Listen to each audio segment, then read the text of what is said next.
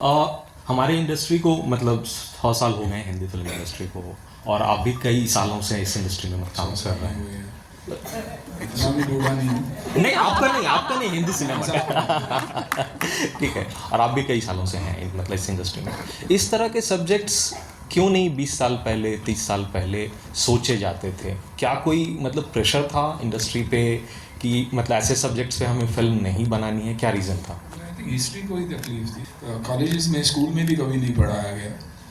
हमें औरंगज़ेब के बारे में और अकबर के बारे में और बिरबल के बारे में बताया गया था, लेकिन हमारे हीरोज़ के बारे में कभी नहीं बताया गया।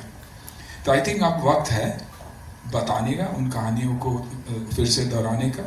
The audience has changed. काफ़ी मीडियम्स हैं जहाँ ये कहानियाँ उन तक पहुँच सकती है, लास्ट माइल तक पहुँच सकती है, एंड यूज़र तक पहुँच सकती है।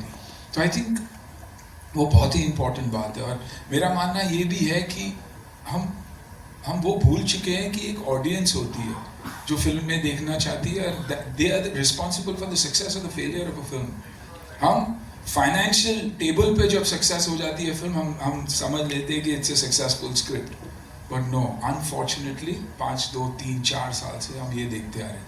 तो I think it's important that we go back to the drawing table and take out such stories and narrate it in your own particular way. 28 states, 9 union territories, her state, her union territory की एक कहानी है।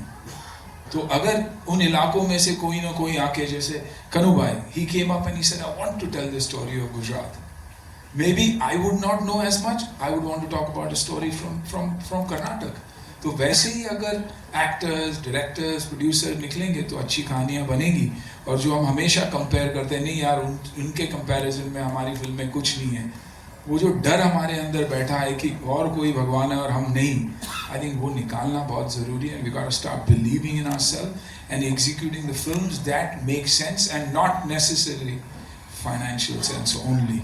That's वहाँ हम गलत है। तो ये कहानियाँ देखेंगे भी और सुनेंगे भी, और आगे भी वैसे ही कहानियां बनेगी। सूरज, एक सवाल आपसे था कि आपके लिए कितना मतलब एक लंबा अरसा आपने जो है वो मतलब अंधेरे में गुजारा है, ठीक है, फिर भी अपने आप को आपने कैसे संभाला? और मतलब ये था यकीन कि मैं किसी न किसी दिन ज़रूर कम बैक करूँगा?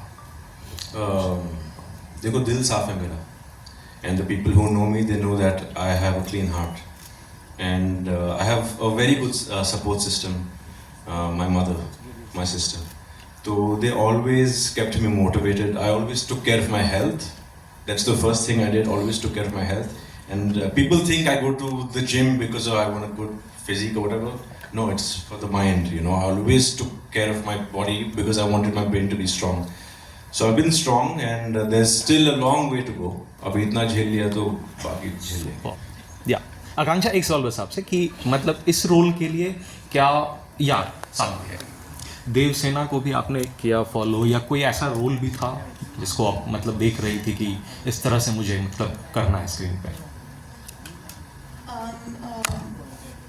मैं प्रिंसों के साथ बहुत ज़्यादा बैठी, मैंने अपने राइटर के साथ बहुत बैठी, and I drew inspiration from lot of films. I actually, when I saw Ram Leela,